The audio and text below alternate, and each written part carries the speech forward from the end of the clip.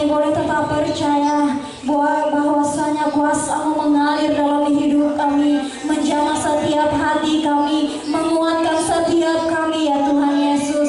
Terima kasih Tuhan, kami telah menyembah Engkau dalam roh dan kebenaran. Tiba saatnya Tuhan, kami mau bersorak-sorai memuji meninggikan Engkau. Biarlah tetap Roh Kudus-Mu Kau curahkan dalam hidup kami. Terima kasih Tuhan, kami siap untuk mengagungkan Engkau. Haleluya, haleluya, amin. Haleluya. Kita mau katakan, dengarkanlah suara nafiri. Kita percaya kita adalah umat-umat yang pemenang. Amin. Haleluya. Kita angkat pujian kita yang berkata, dengarkanlah suara nafiri. Haleluya Yesus.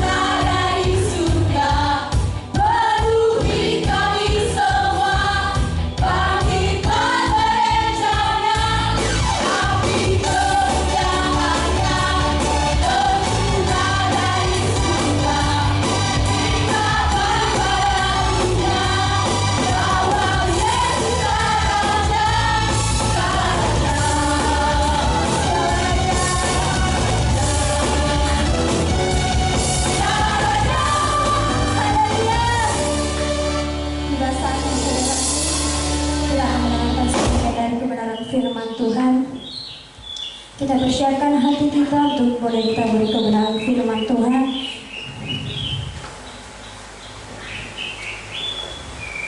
Haleluya. Kita angkat lagu pujian kita yang berkata, Roh Kudus Kau hadir di sini. Roh Kudus Ku mengasihi-Mu Tuhan. Haleluya Yesus.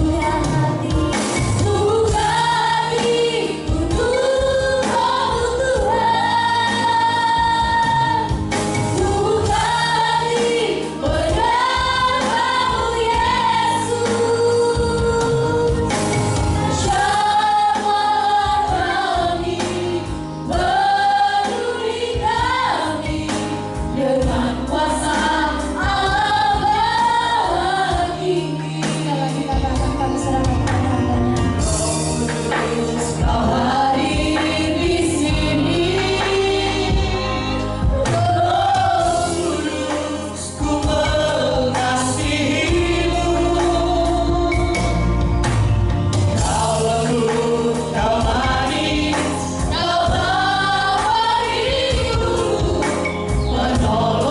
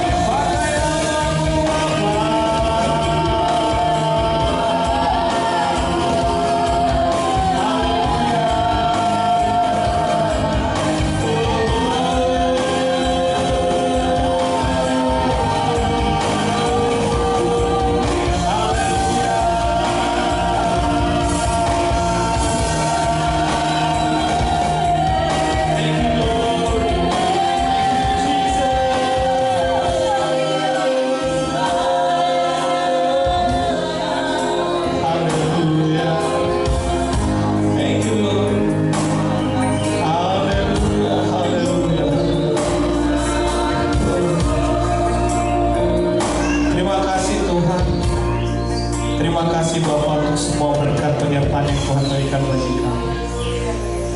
Pagi hari ini kami siap belajar firman Tuhan. Kami mau diurapi dengan firman-Mu. Kami buka hati dan pikiran kami. Bahkan kami Tuhan, jemaat-jemaat-Mu yang ada di rumah, yang menonton live ini Bapak, Tuhan juga yang membuka hati dan pikiran mereka untuk mereka mengerti firman Tuhan. Kami siap belajar firman-Mu, urapi hamba-Mu Tuhan, karena hamba-Mu manusia yang terbatas. Oleh sebab itu butuh tuntunan daripada Roh Kudus. Kalau yang bekerja dalam diri hamba-Mu ini. Terpujilah engkau Tuhan Yesus, dan sepanjang segala abad. Haleluya. Amin. Silakan duduk Bapak Ibu Saudara yang terkasih dalam nama Tuhan. Shalom. Shalom. Puji nama Tuhan. Baik Bapak Ibu Saudara yang terkasih dalam nama Tuhan Yesus. Kita akan belajar firman Tuhan pagi hari ini. Saya dapat firman, dapat perintah dari Bapak Gembala untuk menyampaikan firman yang tidak keluar dari visi gereja kita. Artinya begini, gereja bisa berjalan, gereja Tuhan bisa berkembang, gereja Tuhan bisa maju jikalau tidak keluar dari visi. Dari visi yang sudah ada di tertib acara, bahkan di warta kita yang dibagikan kepada Bapak Ibu Saudara yang terkasih dalam nama Tuhan. Bahkan jauh sebelum itu dibagikan, ini sudah disampaikan berulang-ulang kali bahwa visi kita, visi gereja kita adalah menjadi gereja seperti yang Tuhan inginkan. Saya baca firman Tuhan, saya cari kata gereja, ya kan? Saya cari kata gereja, saya selidiki firman Tuhan. Ternyata kata gereja itu nggak ada di Alkitab, Bapak. Kata gereja itu tidak ada di Alkitab. Kata gereja itu dibawa oleh misionaris Portugis ke Indonesia, dan bahasa yang mereka pakai pertama sekali itu igreja. Jadi bahasa gereja ini, kata gereja ini itu dari misionaris Portugis yang masuk ke Indonesia, yang membawa kata igreja. Igreja ini diambil dari bahasa Latin ecclesia. Ecclesia diambil dari bahasa Yunani ecclesia juga. Bedanya di mana? Kalau bahasa Latinnya ecclesianya pakai double C. Kalau bahasa Yunani ecclesianya pakai double K. Artinya apa? Eklesia itu punya arti kumpulan. Eklesia itu punya arti pertemuan. Eklesia itu punya arti jemaat, atau bahkan dikatakan umat. Jadi kalau gereja, saya mau hari ini kita satukan dulu persepsi kita tentang gereja. Saya nggak ngomongin tentang gedung, saya tidak ngomongin tentang kapasitas, saya tidak ngomongin tentang banyaknya orang, tapi saya ngomongin tentang oknum pribadi. Anda dan saya ini gereja. Anda dan saya ini bait Allah. Anda dan saya ini dipanggil gereja. Karena di mana Tuhan bersemayam, di mana Tuhan ada, di mana Tuhan tinggal, di situ ada pertemuan. Di situ ada yang dikatakan umat. Di situ ada yang dikatakan jemaat.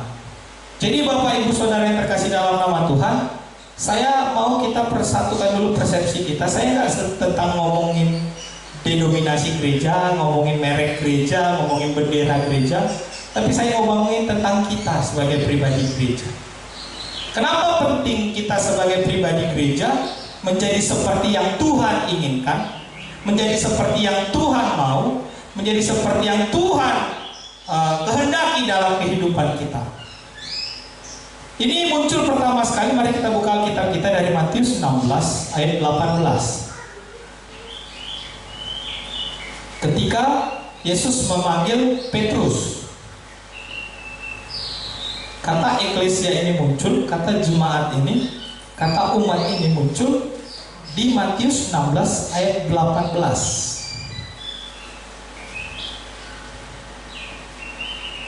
Saya akan bacakan bagi kita semua di tempat ini. Matius 16 ayat yang ke-18 begini bunyi firman Tuhan.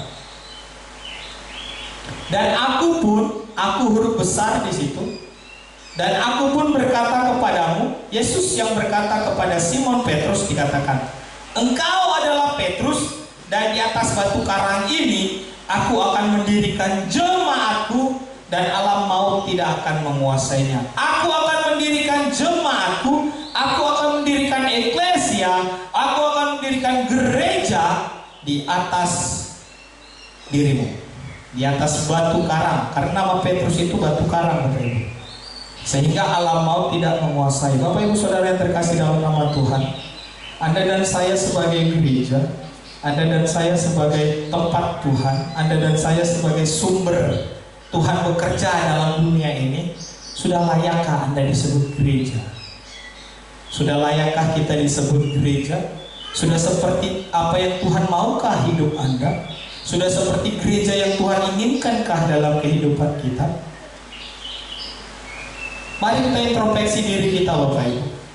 Mari kita belajar. Saya baca firman Tuhan ini, saya bilang, Tuhan, saya sudah jadi gereja yang Tuhan mau. Saya sudah seperti apa yang Tuhan inginkan. Karena gereja itu adalah tempat umat Tuhan yang dipanggil dan dipilih untuk hidup dalam persekutuan dalam kasih Kristus. Saya ulangi. Jadi gereja adalah tempat umat Tuhan yang dipanggil dan dipilih untuk hidup dalam persekutuan kasih Kristus. Jadi Bapak Ibu Saudara yang terkasih dalam nama Tuhan, jikalau kita dikatakan eklesia, Anda dan saya ini jemaat, Anda dan saya ini gereja. Saya nggak ngomongin tentang denominasi gereja, mau merek apapun itu, mau bendera apapun itu, tapi saya mau kita jadi pribadi gereja yang sebenarnya yang Tuhan mau. Artinya apa? Bahwa ada Kristus, ada persekutuan, kita dipanggil oleh Kristus, kita dipanggil dan dipilih oleh Yesus untuk jadi saluran kasih Tuhan.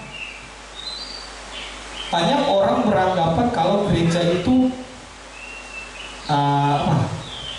berdasarkan merek, berdasarkan denominasi gereja. Yesus nggak pernah bawa agama. Makanya saya selalu bilang kalau agama saya itu bukan Kristen, sama kalau agama saya Protestan. Karena kalau Kristen itu bukan agama. Kristen itu dikatakan mereka Kristen karena mereka percaya Kristus. 1 Korintus 1, jemaat mula-mula mereka dikatakan Kristen karena mereka percaya Kristus, bukan agama Kristen. Tapi mereka dikatakan Kristen karena mereka percaya Kristus. Kalau agama saya rasa Protestan itu agama, Katolik agama, dan yang lain-lainnya itu agama. Tapi kalau Kristus, kalau Kristen itu bukan agama, tapi karena percaya. Jadi Bapak Ibu Saudara yang terkasih dalam nama Tuhan, sudahkah Anda menjadi gereja? Yang ada di rumah yang menyaksikan live ini, tolong tanya dirimu, tolong introspeksi dirimu, sudahkah kau menjadi gereja? Karena gereja itu adalah tempat persekutuan, karena gereja itu adalah tempat pertemuan, karena gereja itu adalah jemaatnya Tuhan. Jikalau engkau menjauhi dirimu dari perkumpulan, jikalau kau menjauhi dirimu dari pertemuan, jikalau kau menjauhkan dirimu dari jemaat, engkau tidak lagi menjadi jemaat, maka engkau bukan lagi gereja. Jangan bilang saya Kristen, jangan bilang saya pengikut Yesus, jangan bilang saya orang percaya kalau kau tidak suka dengan pertemuan, kalau kau tidak suka dengan perkumpulan yang Tuhan buat.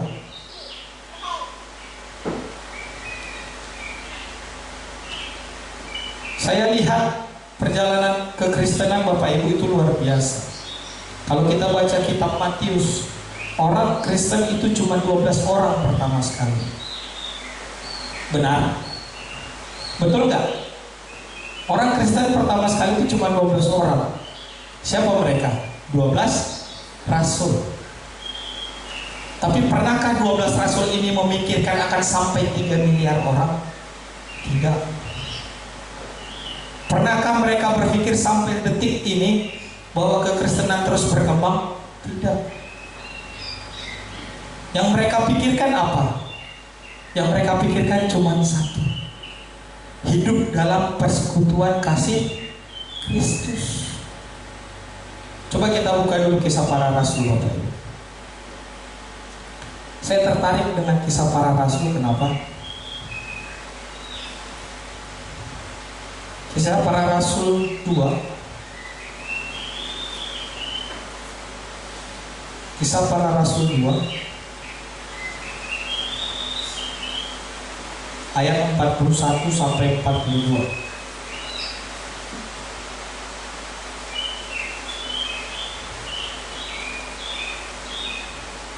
Kisah Para Rasul 2 ayat 41 sampai 42. Kalau kita baca cerita ini, kalau kita baca dari Kisah Para Rasul pertama, Kisah Para Rasul pertama ayat yang pertama sampai Kisah Rasul 2 ayat yang terakhir 47, ini adalah perjalanan ketika Yesus naik ke surga dan menjanjikan Roh Kudus turun. Dan di hari raya Pentakosta, murid-murid dibaptis dengan api, dan mereka terima kuasa daripada Tuhan, terima kuasa daripada Roh Kudus. Akhirnya mereka punya keberanian, mereka punya kuasa, mereka punya otoritas yang luar biasa daripada Tuhan. Dan ini efeknya. Kisah Para Rasul 2 ayat 41 sampai 42 berkata seperti ini.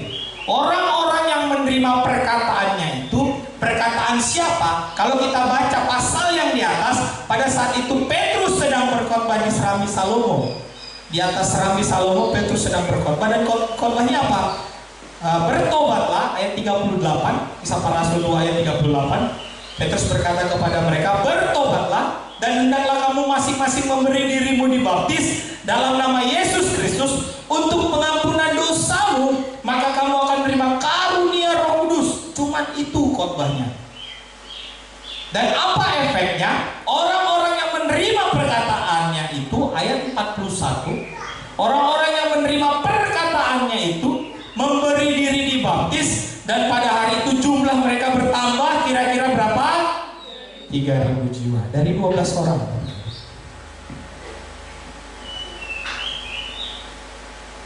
Dari 12 orang. Petrus dan kawan-kawannya jadi gereja yang sebenarnya. Petrus dan kawan-kawannya jadi eklesia yang sebenarnya dalam kehidupan mereka. Menjadi tempat kasih dan persekutuan Kristus ada. Sehingga efeknya apa? 3.000 orang bertobat. Ayat 42 dikatakan, setelah mereka yang mendengar ini bertobat, yang 3.000 ini bertobat, apa yang mereka kerjakan? Mereka bertekun dalam pengajaran rasul-rasul dan dalam persekutuan, dan mereka selalu berkumpul dan memecah roti dan berdoa. Dan mereka selalu eklesia untuk memecah roti dan berdoa. Berkumpul. Sekarang yang dikatakan jangan kumpul-kumpul. Oke, kita nggak boleh kumpul-kumpul, nggak boleh berdekatan. Apakah itu membuat Anda nggak bisa jadi gereja? Saya rasa bisa. Sekarang media sosial cukup luar biasa, bisa dipakai untuk Anda tetap berkumpul. Selama ini kita bikin live. Anda masih mau berkumpul nggak? Selama ini komsel diadakan via live juga dari Zoom. Masih mau berkumpul tidak? Ataukah kita menjauhkan diri kita? Berarti Anda bukan gereja. Oke, sekarang pemerintah bilang nggak boleh kumpul-kumpul, nggak boleh ketemu. Oke, tapi bukan berarti gereja, bukan berarti hamba-hamba Tuhan tidak habis ide untuk membuat jemaat tetap dalam ruang lingkupnya Tuhan, tetap dalam pribadinya Tuhan, tetap dalam firman Tuhan. Dengan cara apa ya tadi? Firman Tuhan disampaikan lewat live, diadakan komsel via Zoom, tapi itu pun tidak ada yang hadir, cuma segelintir orang. Terus Anda berkuar-kuar, saya percaya Kristus, Terus Anda berani bilang saya tahu Tuhan Yesus? Terus Anda berani bilang saya ini orang Kristen yang luar biasa? Buktikan.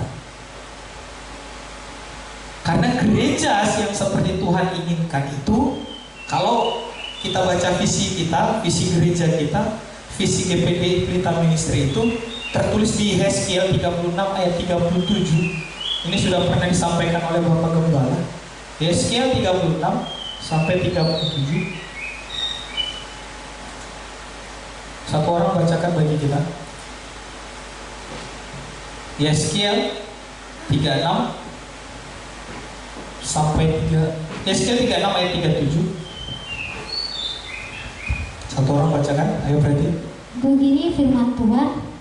Beginilah firman Tuhan Allah, dalam hal ini juga aku menginginkannya, supaya kaum Israel meminta daripadaku apa yang hendak kulakukan bagi mereka, yaitu membuat mereka banyak seperti lautan manusia. Amin. Membuat mereka banyak seperti lautan manusia. Tapi ada kata supaya kaum Israel meminta. Anda sebagai gereja Tuhan, Anda sebagai dibilang jemaatnya Tuhan, sudahkah Anda dikatakan kaum? Sudahkah Anda dikatakan umat? Karena kalau umat, kalau kaum itu mengerti apa yang Tuhan yang mau, mengerti apa yang menjadi prioritas dalam kehidupannya. Banyak hal yang Tuhan inginkan dalam kehidupan kita. Banyak hal yang Tuhan janjikan dalam kehidupan Anda dan saya. Bapak Ibu begini loh. Saya sering berpikir begini. Kalau saya lagi sendiri, kalau saya lagi jalan, atau saya lagi, kemarin saya keluar gitu kan, pergi mancing dengan pemuda-pemuda, dengan ada beberapa pemuda. Tapi selama perjalanan, selama itu yang saya kerjakan itu, saya tetap sisipkan firman Tuhan di dalam pembicaraan. Bahkan sampai ada momen berkata seperti ini, nanti Bang, nanti tulang, kalau nanti saya bawa teman saya yang dari Sosa itu datang ke rumah tulang, supaya dia semakin diberkati oleh firman Tuhan. Bukan karena saya, tapi karena Tuhan. Jadi saya pergi pun keluar, apapun yang saya kerjakan, apapun yang saya lakukan, saya nggak pernah lupa untuk sampaikan firman Tuhan. Meskipun mereka orang Kristen, meskipun pemuda-pemuda itu Kristen, tapi paling tidak saya harus sisipkan firman Tuhan di dalam kehidupan mereka, sehingga mereka merasa diberkati. Saya suka dengan cara Tuhan Yesus mengajar orang, Bapak Ibu. Tuhan Yesus sangat jarang mengajar orang itu di gedung-gedung ibadah.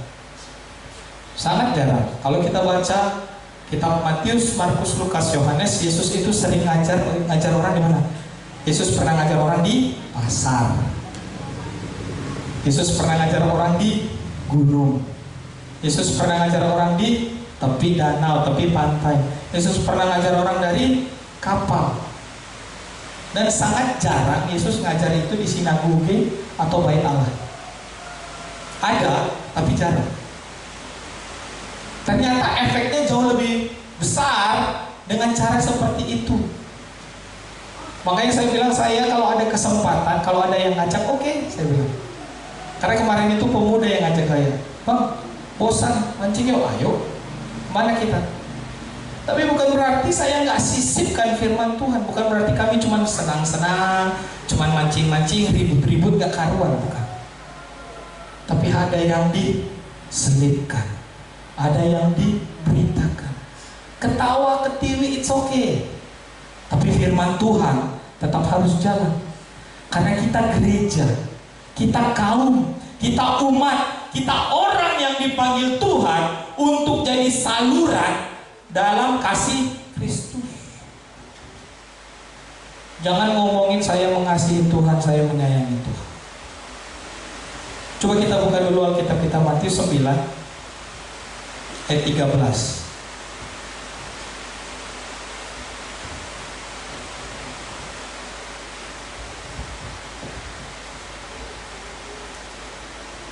Matius 9 ayat 13.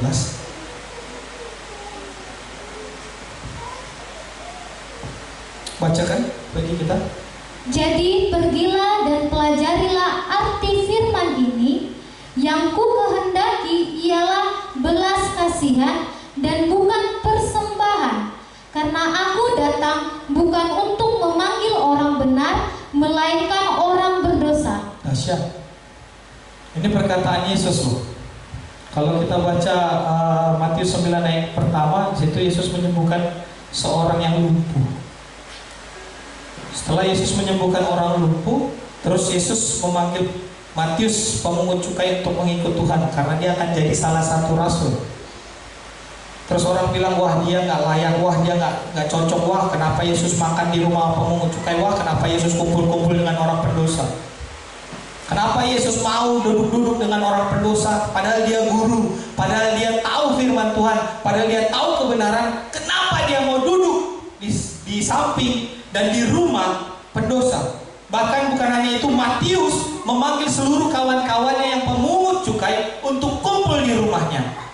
Saya yakin dan percaya ketika Matius memanggil kawan-kawannya, Matius punya visi, punya misi, bahwa dia, kawan-kawannya ini harus mendengar firman Tuhan, bahwa kawan-kawannya harus tahu firman Tuhan, bahwa kawan-kawannya harus mengerti kebenaran firman Tuhan. Bukan hanya sekedar kumpul-kumpul dan makan dengan Yesus. Bukan seperti kita dapat undangan dengan Bapak Presiden, terus kita kumpul datang ke istana negara, kita makan, terus gak ada apa-apa, gak ada efeknya, gak ada pekerjaan apa-apa, terus pulang. Bukan. Tapi saya yakin dan percaya Matius punya visi. Saya yakin dan percaya Matius punya target, sehingga dia kumpulkan kawan-kawannya, sehingga dia bawa kawan-kawannya ke rumahnya. Luar biasa.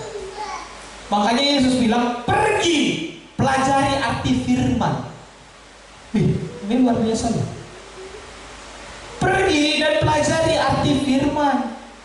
Yang ku kehendaki ialah belas kasihan, bukan persembahan. Bukan berarti Tuhan, bukan berarti Yesus nggak mau persembahan, bukan berarti Yesus tidak menginginkan persembahan, bukan berarti Tuhan tidak mau ditinggikan, dimuliakan lewat persembahanmu, bukan. Tapi yang paling Tuhan inginkan ialah belas kasihanmu. Makanya Yesus bilang apa? Jikalau kau teringat akan sesuatu hal tentang dosa dan pelanggaran saudaramu, pergi dan tinggalkan persembahanmu dan minta maaf. Itu belas kasihan. Jadi jangan ngomongin, aduh, jangan ngomongin, Tuhan berat, Tuhan bukan begitu. Tapi Anda mau jadi gereja seperti yang Tuhan inginkan.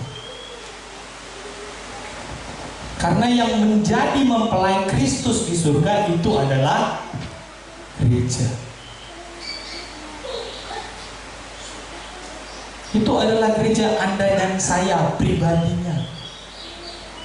Jadi jangan berkata bahwa saya kan sudah datang ke gereja, saya sudah kasih persembahan, saya sudah bayar perpuluhan, tapi kau masih simpan dendam sama saudaramu, kau masih simpan dendam dengan suamimu, kau masih simpan dendam dengan istrimu, kau masih dendam dengan bapakmu, dengan mamamu. Tinggalkan persembahan. Kasih itu harus ada. Jadi Bapak Ibu Saudara yang terkasih dalam nama Tuhan, jangan berkata kalau Anda mengasihi Tuhan, mencintai Tuhan, tidak ada aksinya. Matius 12 ayat 7, perkataan yang sama juga, tapi cerita yang berbeda. Matius 12 ayat 7 dikatakan begini bunyi firman Tuhan, jika memang kamu mengerti maksud firman ini, yang ku kehendaki ialah belas kasihan dan bukan persembahan, tentu kamu tidak menghukum orang yang tidak bersalah. Ceritanya tentang apa? Ceritanya adalah ketika Yesus menyuruh murid-muridnya memetik gandum pada hari Sabat. Hari Sabat itu sakral loh Bapak Ibu sama orang Yahudi. Gak boleh bekerja, gak boleh melakukan apa-apa, gak boleh bikin apa-apa di hari Sabat. Tapi pada saat itu murid-muridnya bekerja. Murid-muridnya memetik gandum. Sehingga murid-muridnya ditegur oleh orang Yahudi. Makanya Yesus bilang apa?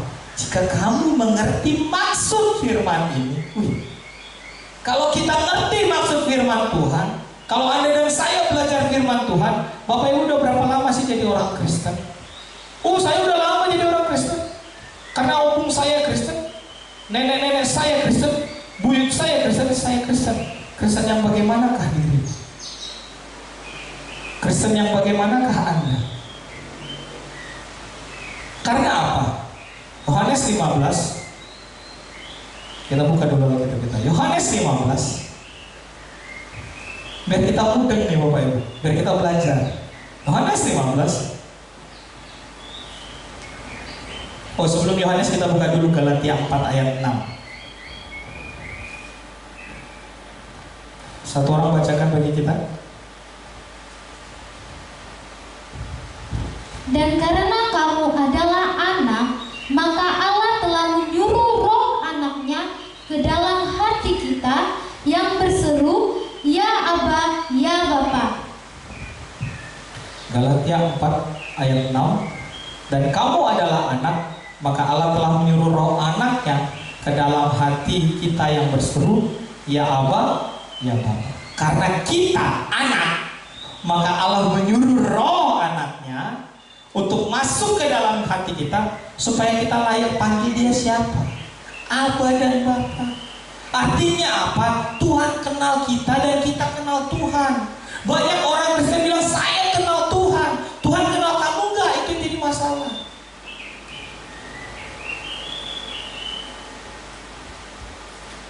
Saya tahu Yesus, saya ngerti firman Tuhan. Tapi Tuhan tahu nggak dirimu? Karena kata pengenalan, karena ketika kita berseru Ya Aba Ya Bapa, berarti ada jalinan cinta, ada koneksi, ada persekutuan, ada pengenalan. Karena tidak mungkin Bapa tidak mengenal anaknya dan anak tidak mungkin tidak mengenal bapaknya. Karena roh itu yang ditaruh, makanya kita layak panggil dia Ya Aba Ya Bapa. Kalau roh itu tidak ditaruhkan, jangan kita bilang saya kenal Tuhan. Sekarang yang jadi perkara, Tuhan kenal kamu nggak? Itu deh. Oke, kamu kenal Tuhan. Tuhan kenal kamu nggak? Jangan mengira, Tuhan saya udah kasih persembahan. Tuhan saya udah kasih perpuluhan. Tuhan bilang bukan itu yang ku mau. Oke, itu perlu. Tapi yang paling ku perlukan apa? Belas kasihan. Kata gereja itu harus ada. Kata eklesia itu harus ada dalam hidupmu.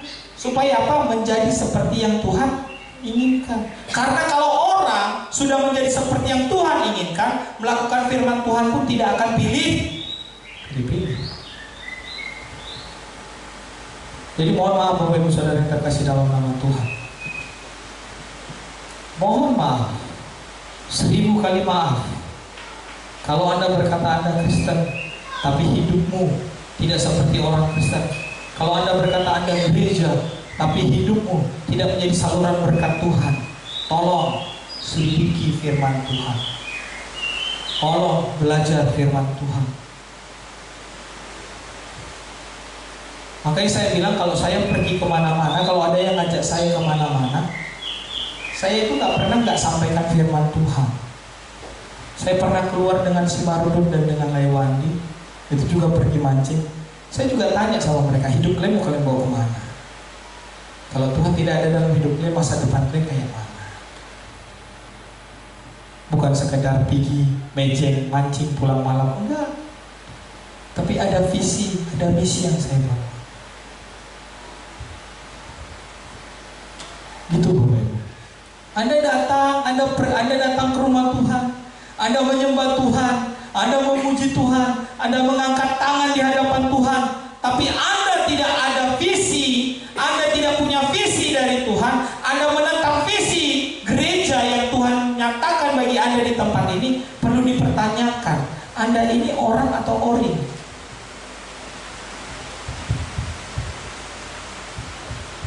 Karena kalau saya baca Bapak Ibu, ketika Daud Saya baca cerita tentang Daud. Ketika Daud membawa kerajaan Yehuda maju menjadi besar, bahkan sampai anaknya Salomo menerima apa yang Daud kerjakan, itu Daud berjalan bersama dengan Tuhan. Dan apa yang terjadi, seluruh masyarakat, seluruh di bawah pimpinan Daud itu harus tunduk dengan visi yang Daud nyatakan. Baru bisa berjalan, baru bisa maju, baru bisa berkembang, bahkan sampai ke Salomo anaknya terima efeknya. Gereja sudah nyatakan visinya menjadi gereja. Di tempat ini GPDI Pelita Ministry bilang menjadi gereja seperti yang Tuhan inginkan, menjadi gereja yang seperti Tuhan mau. Bahkan Bapak Gembala sudah berkali-kali nyampaikan menjadi hamba yang dipercaya, menjadi hamba yang setia, menjadi hamba yang bertanggung jawab. Nonsen semuanya kalau tidak punya satu visi. Kita berjuang, kita bilang gereja ini akan jadi besar, gereja ini akan menampung banyak jiwa, gereja ini akan menjadi tempat saluran berkat Tuhan, jadi saluran cinta Tuhan di tempat ini, di Kabupaten Padang Lawas ini. Nonsen Bapak Ibu. Kalau visi gereja nggak bisa ditopang. Sama seperti perusahaan, mereka punya visi, dan kalau visi itu tidak nyampe gereja, maka perusahaan itu akan tutup.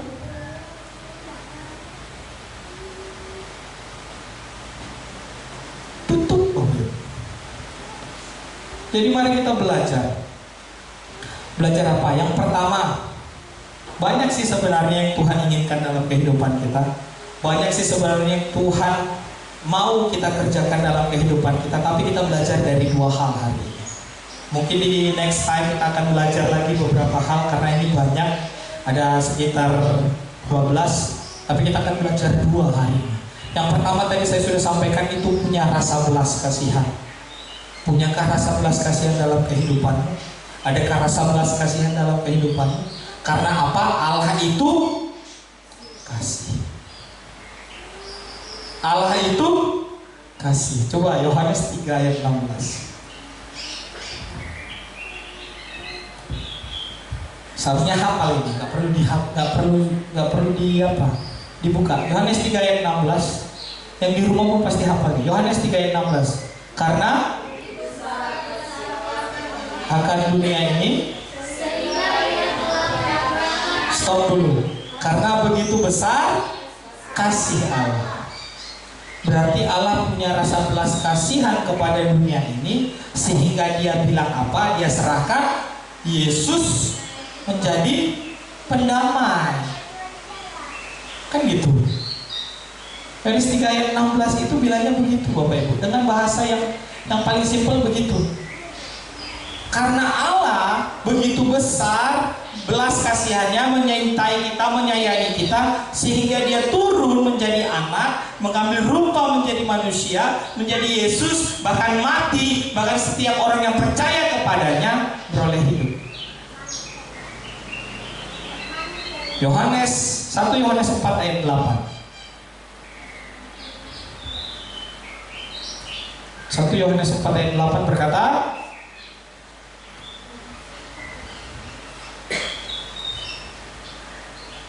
Yohanes 4 ayat 8 berkata seperti ini. Barang siapa tidak mengasihi, ia tidak mengenal Allah. Sebab Allah, banyak orang Kristen bilang saya ini penuh kasih. Bapak Ibu, kalau baca tentang kasih itu di mana? Di mana? 1 Korintus 13. Itu kasih. Kasih itu sabar, murah hati, tidak sombong, dan sebagainya macam. Kalau baca nanti baca di rumah tentang kasih ini. Tapi saya mau garis bawahi tentang satu karakter kasih.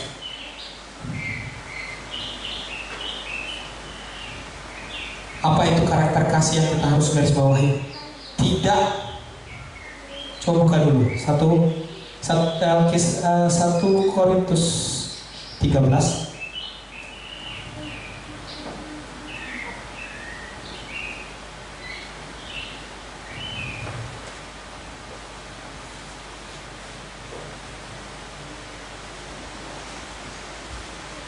Oke. 1 Korintus 13 ayatnya yang ke-8. Kita akan belajar yang ini. Karena kalau yang di atasnya saya yakin semuanya pasti bilang oh ya haleluya, tapi kalau yang ini belum tentu. 1 Korintus 13 ayat 8. Dikatakan di situ, kasih tidak stop. Kasih tidak berkesudahan. Artinya apa? Kasih itu gak punya ujung, Bapak Ibu. Jadi kalau ada lagu Batak yang bilang, satu kali kau sakiti hati ini, masih ku maafkanmu. Tapi kalau dibilang di situ kasih tidak berkesudahan, mau berapa kali pun Bapak, mau berapa kali pun Ibu, tetap kasih. Susah yang ini. Kalau yang lain mungkin menutupi segala sesuatu, percaya segala sesuatu, mengharap oh ya amin haleluya, angkat tangan puji Tuhan. Tapi yang ini tidak berarti sepanjang selamanya seterusnya, nggak ada 1 kali 2 kali 3 kali, karena tidak berkesudahan kasih itu. Ini susah Bapak Ibu. Susah kenapa? Karena kita taunya nuntut. Dia nggak punya kasih.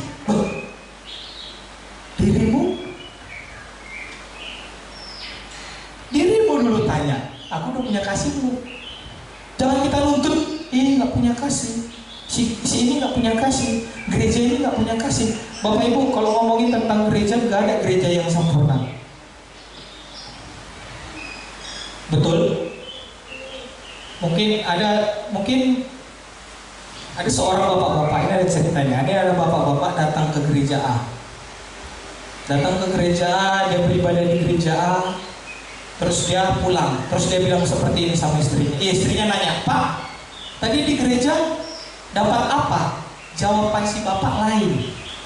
Bukannya yang ditanya istrinya dapat apa, yang dijawab dia bilang ini, gereja tadi nggak enak. Kenapa nggak enak? Pemain musiknya kurang jago. Nanti aku akan cari gereja yang lain. Minggu kedua dia pergi ke gereja yang lain. Oh, pemain musiknya jago, hebat. Tetapi pemimpin pujiannya nggak mahir. Terus dia bilang sama istrinya, gereja yang tadi pun nggak enak. Pemimpin pujiannya nggak jago, nggak mahir. Oke. Dia pergi di minggu ketiga, dia cari, oh pemimpin pujiannya jago, pemain musiknya jago, tapi dia bilang, wih kurang juga. Kenapa? Asarnya nggak mau senyum. Aku masuk nggak disenyumin. Kurang. Ada aja yang kurang di matanya kan? Oke, minggu keempat dia pergi. Oh, ini gereja luar biasa. Asarnya senyum, pemain musiknya jago, pemimpin pujiannya hebat.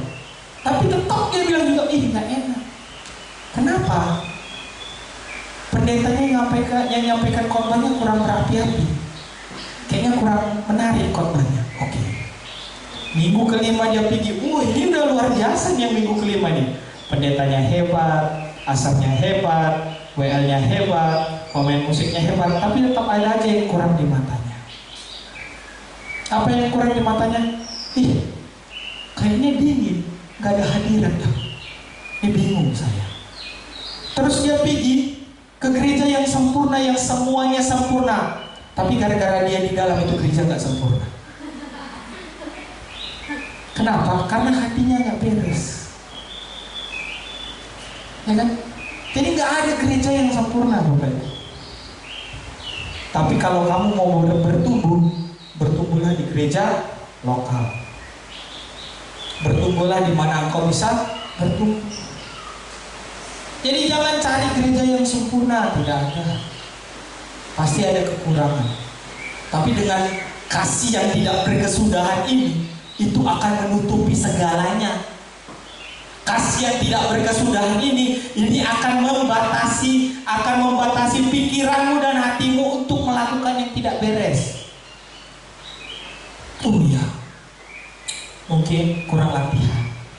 Mungkin minggu depan lah kalau latihan lebih hebat, mungkin luar biasa. Itu kalau punya kasih. Yang kedua, apa yang kita kerjakan? Yang kedua, Hosea 6 ayat 6. Yang tadi belas kasihan, yang kedua, supaya menjadi gereja yang seperti Tuhan inginkan itu banyak sebenarnya, tapi kita bahas dua. Yang pertama tadi belas kasihan, yang kedua Hosea 6 ayat 6. Baik, bacakan bagi kita. Sebab aku menyukai kasih setia Ya. dan bukan korban sembelihan Ya, dan menyukai pengenalan akan Allah lebih daripada korban-korban bakaran. oke. Tadi yang pertama kasih sudah dibahas. Yang kedua itu tentang apa? Pengenalan akan Allah. Hosea 4 ayat 6 berkata, umatku binasa. Ini pernah lo disampaikan Bapak Gembala lo. Gak ada yang ingat. Saya masih ingat Bapak. Umatku binasa karena tidak mengenal. Jadi butuh pengenalan Tuhan supaya menjadi gereja seperti yang Tuhan inginkan. Yang pertama butuh kasih seperti kasihnya Tuhan supaya menjadi gereja yang seperti Tuhan inginkan. Yang kedua butuh pengenalan akan Allah supaya menjadi gereja seperti yang Tuhan inginkan. Mengenal akan Allah itu tidak mengenal yang sembarangan. Makanya saya tadi kan sempat singgung, oke, Anda kenal Tuhan, Tuhan kenal Anda enggak? Ya kan? Makanya Yohanes berapa tadi yang saya bilang? Yohanes 15 ayat 1 sampai 8 dia bilang tentang apa? Pokok anggur, tinggallah di dalam aku dan aku di dalam kamu. Tinggallah di dalam aku dan aku di dalam kamu.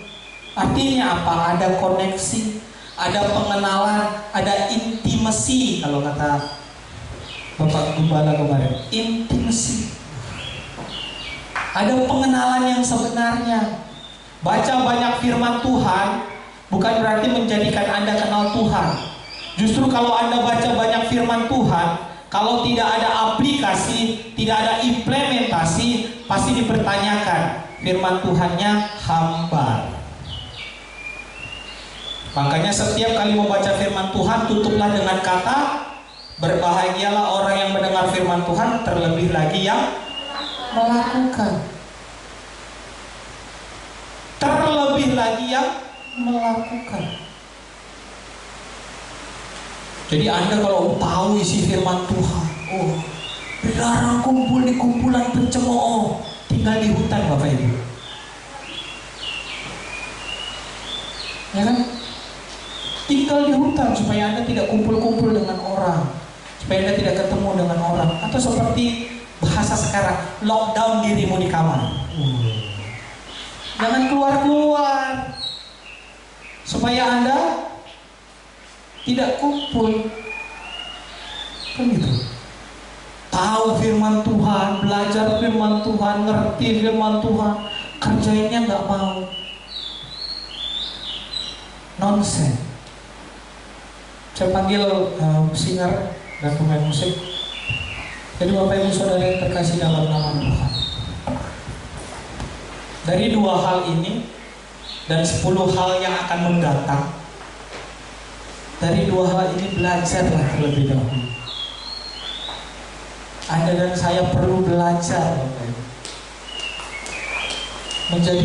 Menjadi seperti gereja yang Tuhan inginkan itu gak gampang. Tapi setelah Anda tinggal, setelah Anda paham, setelah Anda mengerti firman Tuhan ini, jangan keraskan hatimu, jangan tutup hatimu, bahkan jangan tutup telingamu. Jika Roh Kudus berkata dalam dirimu, perbaiki hidupmu, koreksi hidupmu, lihat dirimu. Karena saya tidak pernah takut kalau Tuhan koreksi saya. Karena saya tidak pernah takut kalau Tuhan koreksi saya. Kalau Tuhan bilang salah, maka saya akan duduk diam di bawah kaki Tuhan, merenung sebentar di bawah kaki Tuhan, bilang Tuhan, saya salah di mana? Tapi jangan sampai kesalahanmu itu mengintimidasimu. Jangan sampai kesalahanmu itu membuat engkau jauh dari jalurnya Tuhan. Tapi justru karena itu membuat engkau jadi lebih percaya, lebih mencintai Tuhan, lebih mengasihi Tuhan, lebih dekat lagi dengan Tuhan. Itu jauh lebih dahsyat.